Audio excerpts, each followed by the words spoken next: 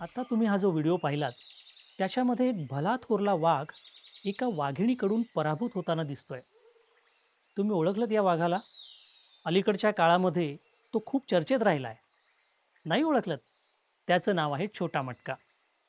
या छोटा मटकाची ही कहाणी मी घेऊन आलो आहे बोलभिडूच्या जंगल स्टोरीजमध्ये. जंगल देखो, your gateway to tiger territory. Book your jungle safari now. नमस्कार, मी अनंत सोनवणे. छोटा मटक्याची ही कहाणी सुरू होते चंद्रपूरच्या ताडोबा अंधारी व्याघ्र प्रकल्पामध्ये. चंद्रपूरमध्ये असलेला हा व्याघ्र प्रकल्प साधारण 1750 स्क्वेअर किलोमीटर एवढ्या परिसरात पसरलेला आहे. आणि या व्याघ्र प्रकल्पामध्ये एक परिसर आहे ज्याचं नाव आहे जामणी. या जामणीमध्ये त्यावेळी राज्य होतं एका वाघिणीचं, जिचं नाव होतं छोटी तारा. आजही ती ताडोबामध्ये आहे. एकेकाळी ताडोबाची राणी म्हणून प्रसिद्ध असलेल्या माया नावाच्या वाघिणीची जी जागा आहे पांढरपौनीमधली, ती आता छोटी तारानं घेतली आहे. छोटी तारा आणि मटकासूर. मटकासूर हा एक अत्यंत शक्तिशाली वाघ होता. या वाघाबरोबर छोटी ताराचं मिलन झालं आणि साधारण 2016च्या आसपास तिला 2 गोंडस पिल्लं झाली. अतिशय सुंदर पिल्लं होती आणि त्यांना बघायला पर्यटकांची रीघ लागायची. ती पिल्लं थोडीशी मोठी झाल्यानंतर ताडोबाच्या गाईड्सनी त्यांची नावं ठेवली. एकाचं नाव ठेवलं छोटा मटका आणि दुसऱ्याचं नाव ठेवलं ताराचंद. ही अत्यंत खोडकर बाळं होती आणि त्यांच्या खोड्या बघण्यासाठी ताडोबामध्ये पर्यटकांची अक्षरशः रीघ लागायला लागली. एकदा असं झालं की जामणी परिसरामध्ये काहीतरी रस्त्याचं काम चालू होतं आणि मोठ्या प्रमाणावर मजूर जंगलामध्ये आणले गेले होते. रस्त्याचं काम सुरू असतानाच पर्यटनाची वेळ झाली. त्यावेळी पर्यटकसुद्धा छोटी ताराला पिल्लांना पाहण्यासाठी आले होते. आणि मजुरांचं काम सुरू असताना त्यांनी काय केलं की रस्त्याच्या कडेला आपले जेवणाचे डबे, दुपारच्या जेवणाचे डबे जे घेऊन आलेले, ते डबे रस्त्याच्या कडेला त्यांनी मांडून ठेवले होते. पर्यटकांच्या गाड्यांची लाईन लागलेली होती आणि आता छोटी तारा येईल, मग येईल, प्रत्येकजण वाट बघत होते. आणि अचानक असं झालं की या गाड्यांच्या मागून हे 2 पिल्लं ताराचंद आणि छोटा मटका हे दोघंजणं उगवले. बरं, हे एवढे खोडकर होते, आकाराने बऱ्यापैकी मोठे झालेले होते, दोघेही सशक्त होते. मटकासूर हा त्यांचा जो बाप होता, तो सुद्धा ताडोबातला एक अत्यंत शक्तिशाली वाघ म्हणून ओळखला जायचा. तर ह्या मुलांची वाढसुद्धा खूप वेगानं होत होती, पण त्यांच्यातलं खोडकर मूल जे होतं ते कायम जागं होतं. तर त्या दिवशी सकाळी असं झालं की जेव्हा ही दोघंजणं त्या परिसरामध्ये आले, त्यावेळी पर्यटक वाट बघत बसलेले होतेच. पण यांनी त्यांचा मोर्चा वळवला तो मजुरांनी रस्त्याच्या कडेला ठेवलेल्या डब्यांकडे. आणि बघता बघता त्यांनी त्याच्यातले 2 डबे उचलले. त्यांची उत्सुकता एवढी चाळवली गेली होती. वाघ हा इन जनरलच एक अत्यंत उत्सुक प्राणी आहे. काही नवीन दिसलं की तो ते लगेच पाहायला जातो. तर तशाच उत्सुकतेनं ही दोन्ही बाळंसुद्धा त्या ठिकाणी पोचली आणि त्यांना कदाचित त्या डब्यातून अन्नाचा वास आला असेल. तर त्या दोघांनीही एक एक डबा उचलला आणि सर्व पर्यटकांच्या समक्ष ते जंगलामध्ये दोन्ही डबे घेऊन निघून गेले. आणि त्याच्यानंतर जवळजवळ 3-4 दिवसांनी ते डबे स्टाफला नंतर मिळाले. तर अशा त्यांच्या खोड्या चालू होत्या. बघता बघता दोघेजणं मोठे होत होते. आणि जेव्हा ते सब अडल्ट झाले, साधारण 2017च्या आसपास एक वेगळीच घटना घडली, ज्यामुळे सगळ्यांचं धाबे ॲक्च्युली दणाणून गेले होते. झालं असं होतं की त्या काळामध्ये ताडोबामध्ये काही प्रमाणावर लोकं राहत होते. काही गावं अजूनही अस्तित्वात होती कोरमध्ये. आणि त्यामुळे त्या गावांमध्ये राहणाऱ्या ग्रामस्थांचं बाईकवरून येणं-जाणं कायम असायचं. त्या दिवशी असं झालं की बाईकवरून एक ग्रामस्थ, एक आदिवासी ग्रामस्थ बाईकवरून चाललेला होता आणि अचानक त्याला रस्त्यामध्ये एक वाघ बसलेला दिसला. अ, अ, अर्थातच वाघ समोर असल्यामुळे त्याने गाडी थांबवली, बाईक थांबवली आणि तो परत फिरावं का या विचारात होता. पण त्याने मागे वळून बघितलं तर मागेसुद्धा एक वाघ होता. आता हे 2 वाघ म्हणजे दुसरे-तिसरे कोणी नसून छोटा मटका आणि ताराचंद होते. झालं. आता या ग्रामस्थाची पुरती बोबडी वळली होती. कारण रस्त्यावर तो एकटा आणि समोर एक वाघ, मागे एक वाघ. 2 वाघांचा सामना करायचा होता. बरं, हे दोघंही पठ्ठे साधारण वर्षभराचे होऊन गेलेले होते. त्यामुळे त्यांचं आकारमानही चांगलं होतं भलं-थोरलं आणि त्याची भीतीनं बोबडी वळली. आता काय करायचं? अर्थात आदिवासी असल्यामुळे त्याचे सेन्सेस खूप स्ट्राँग होते. त्याला माहिती होतं की अशा वेळी काय करायचं. त्यामुळे तो स्तब्ध उभा राहिला. त्याने पळून जाण्याचा प्रयत्न केला नाही. पण तो स्तब्ध उभा राहिला तरी हे दोघं जण भाऊ काही स्तब्ध राहायला तयार नव्हते. छोटा मटका जागेवरून उठला आणि त्याच्या दिशेनं निघाला. दुसऱ्या बाजूने ताराचंदने सुद्धा तेच केलं आणि दोन्ही बाजूंनी 2 वाघ या माणसाच्या दिशेने यायला सुरुवात झाली. हा माणूस बाईकवर जसा होता तसाच बसून राहिला. दोघेही वाघ जवळ आले. एकाने बाईकच्या पुढच्या टायरचा वास घेतला. दुसऱ्याने मागच्या टायरचा वास घेतला. आता एवढ्या जवळ वाघाने येणं आणि ते सुद्धा सब ॲडल्ट कबनं वाघाच्या बच्च्यानं जवळ येणं हे अत्यंत रिस्की असतं. हा माणूस मनातल्या मनात देवाचा धावा करत होता आणि सुदैवाने असं झालं की त्याच वेळी फॉरेस्ट डिपार्टमेंटची वनविभागाची एक गाडी त्या दिशेने येत होती. त्यांना हा सगळा घडलेला प्रसंग समोर दिसला आणि जेव्हा दोन्ही वाघांनी त्या मोटरसायकलला दोन्ही बाजूंनी घेरलेलं आणि अगदी जवळ गेलेलं त्यांनी पाहिलं, त्यावेळी मात्र मग वनविभागाच्या लोकांनी आपली गाडी वेगानं पुढे नेली, त्या बाईकपर्यंत नेली. एवढी मोठी गाडी जवळ आल्यानंतर अर्थातच हे दोन्ही भाऊ भांबावले, घाबरले आणि थोडेसे बाजूला झाले. जसे ते बाजूला झाले तसे लगेचच त्या माणसाला वनविभागाच्या लोकांनी आपल्या गाडीमध्ये घेतलं. मग ही गाडी तिथून थोडी दूर गेल्यानंतर या दोघांनी पुन्हा एकदा, या 2 वाघांनी पुन्हा एकदा त्या बाईकची तपासणी केली. त्यांचं समाधान झाल्यानंतर, त्यांची उत्सुकता शमल्यानंतर मग ते जंगलामध्ये निघून गेले. तर अशा प्रकारचे हे दोघं जण भाऊ होते आणि छोटी तारा आणि मटकासूर या दोघांच्या आईवडिलांच्या छत्रछायेमध्ये छानपैकी वाढत होते. होता होता दोघेजणं ॲडल्ट झाले. वाघ साधारण 1.5 ते 2 वर्षांचा झाला की म्हणजे मेल नर वाघ हा 1.5 ते 2 वर्षांचा झाला की आपल्या आईपासून वेगळा होतो. अर्थातच या दोघा भावांची सुद्धा आईपासून वेगळं होण्याची वेळ आलेली होती. ताराचंद आणि छोटा मटका दोघांनी आईचा निरोप घेतला आणि आपापली टेरिटरी शोधण्यासाठी ते बाहेर निघाले. ताराचंदचा या सगळ्या प्रवासामध्ये दुर्दैवी मृत्यू झाला.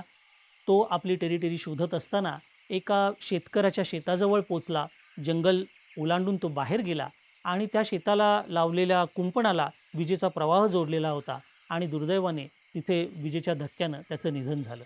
इकडे छोटा मटकासुद्धा बाहेर निघाला होता, आपली टेरिटरी शोधत होता आणि ती टेरिटरी शोधत असतानाच तो आपल्या आईच्या म्हणजे छोटी ताराच्या टेरिटरीच्या बाजूच्या शेजारणीच्या टेरिटरीमध्ये आला आणि ती शेजारणी म्हणजे ताडोबाची सम्राज्ञी माया.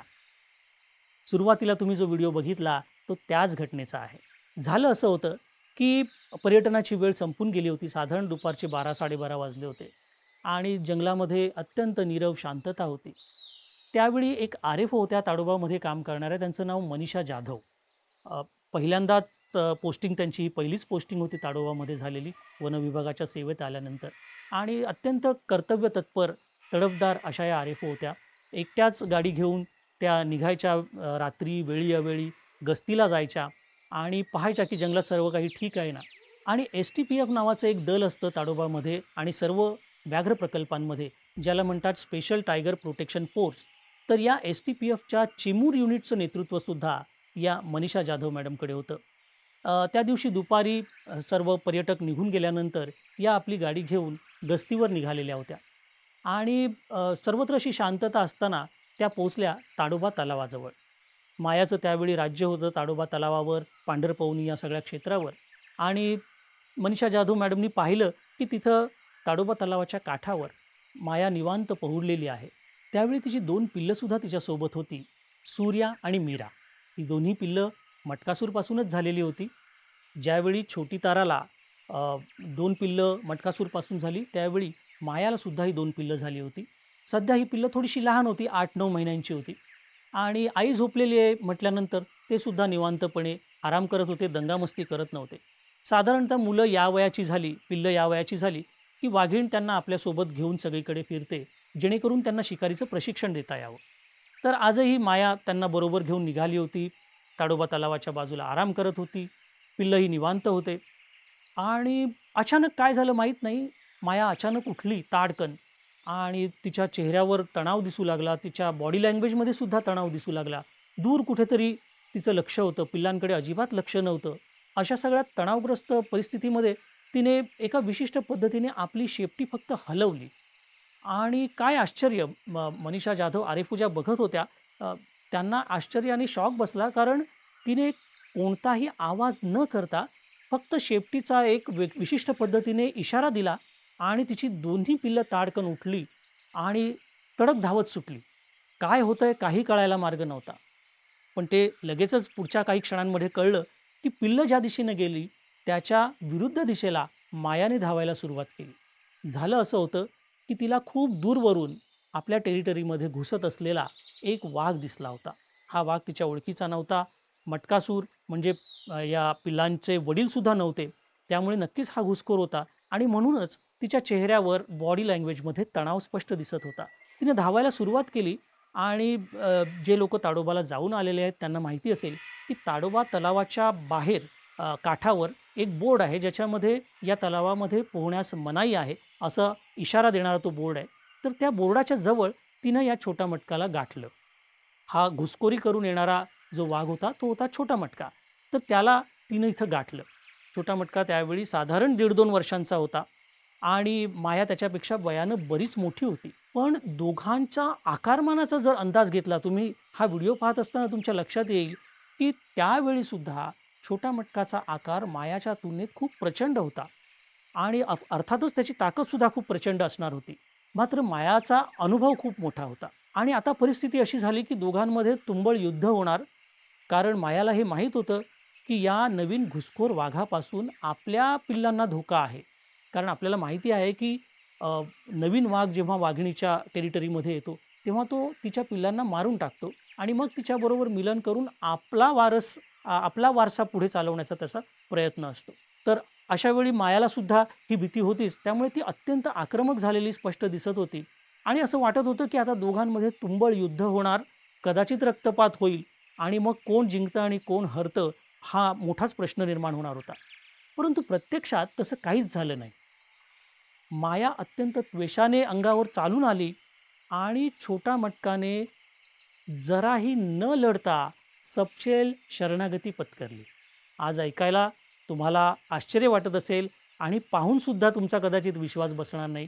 कारण हाच छोटा मटका जो नंतर ताडोबाचा सम्राट बनला, जो अजिंक्य राहिला, असा हा छोटा मटका त्याच्या कारकिर्दीच्या सुरुवातीला एका वाघिणीकडून पराभव पत्करताना या ठिकाणी दिसतोय. त्याने पराभव पत्करला म्हणजे काय झालं, की त्याने आपली मान, आपलं पोट हे जमिनीला टेकवलं आणि हे याचं निदर्शक आहे, की मी पराभव मान्य करतो आहे. मला लढायचं नाही.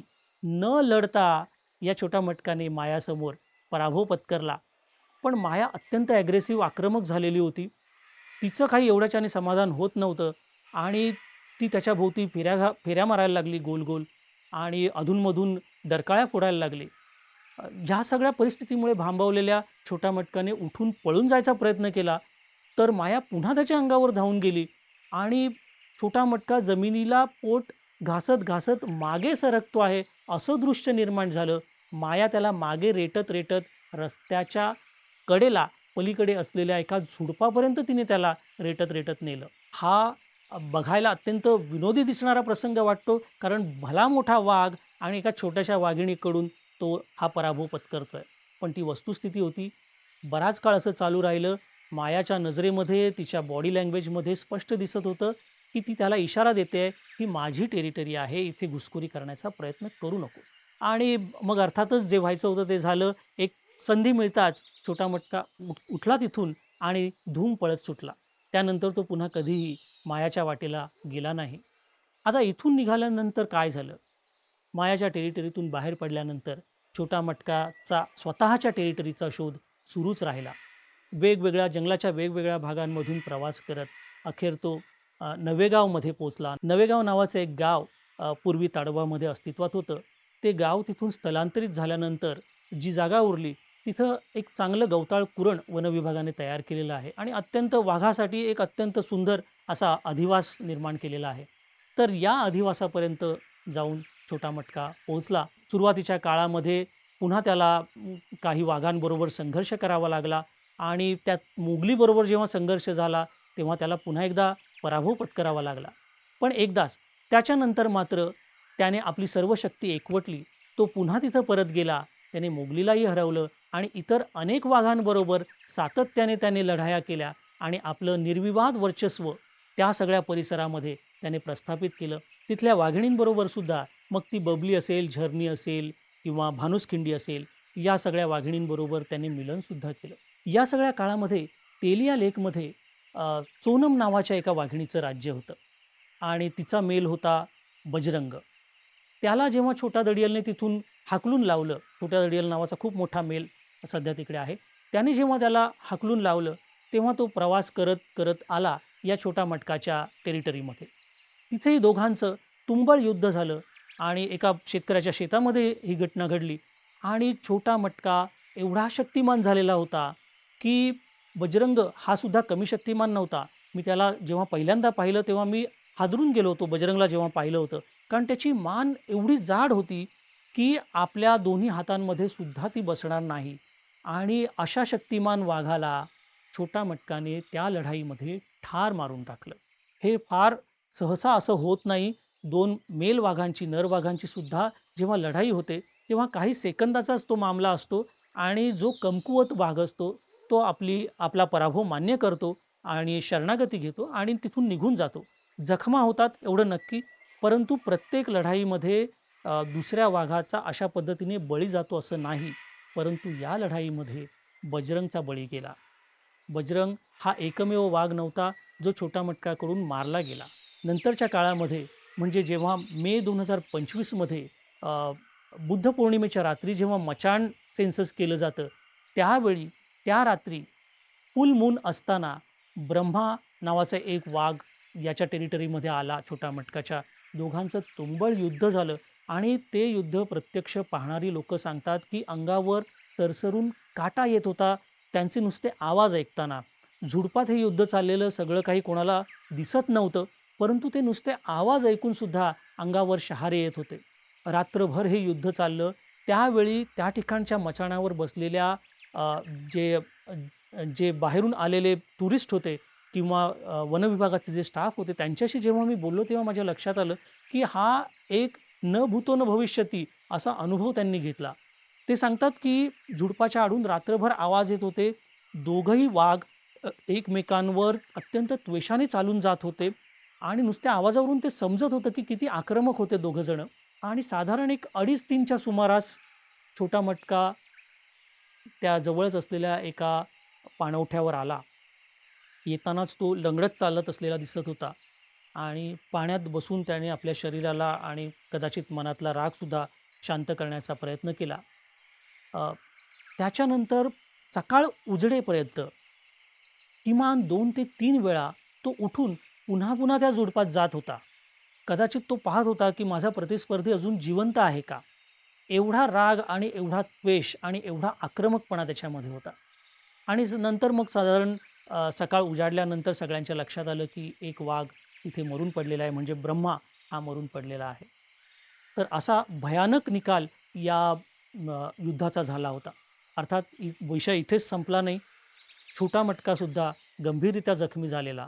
तो लंगडत चालत असताना अनेकांनी त्याला पाहिलं. त्याचा व्हिडिओ, त्याचे रील्स हे व्हायरल झाले आणि मग त्याच्यावर उपचार केले जावेत, वनविभागाने कारवाई करावी, असे सगळ्या मागण्या सुरू झाल्या. वनविभाग त्यांच्या परीने कार्यवाही करतच होता आणि त्यामध्ये सुद्धा 2 वेगवेगळे मतप्रवाह निर्माण झाले. काही लोकांचं म्हणणं होतं, की हा नॅचरली नैसर्गिकरित्या बरा होईल आणि काही लोकांचं म्हणणं होतं, की नाही, याला पकडलं पाहिजे, याच्यावर उपचार केले पाहिजेत. आणि होता होता 2 महिने निघून गेले. न्यायालयाने या घटनेची नोंद घेतली आणि वनविभागाला आदेश दिले, की याला पकडून याच्यावर उपचार करा. शेवटी छोटा मटकाला जेरबंद करण्यात आलं. ट्रँक्युलाइज करून, त्याला बेशुद्ध करून त्याला जेरबंद करण्यात आलं आणि मग त्याला उपचारांसाठी सध्या गोरेवाडा नावाचं जे झू आहे नागपूरमध्ये, जो प्राणी संग्रहालय आहे, तिथे ठेवण्यात आलं. आता छोटा मटका पुन्हा एकदा जंगलामध्ये परत येईल का? की त्याचं उर्वरित आयुष्य त्याला हे तुरुंगामध्येच किंवा झूमध्येच काढावं लागणार आहे, हा पुढचा प्रश्न आहे. याच्यावर सध्या तरी आपल्याकडे उत्तर नाही. मात्र छोटा मटका नावाची एक मिथ, एक प्रकारची दंतकथा ताडोबामध्ये उदयाला आली आणि त्याचा अंत हा अशा पद्धतीने होताना दिसतो आहे. तुम्हाला आजचा व्हिडिओ कसा वाटला आम्हाला नक्की कळवा आणि अशा आणखीन कोणत्या स्टोरीज तुम्हाला ऐकायला आवडतील हे सुद्धा आम्हाला कमेंटमध्ये लिहून नक्की कळवा.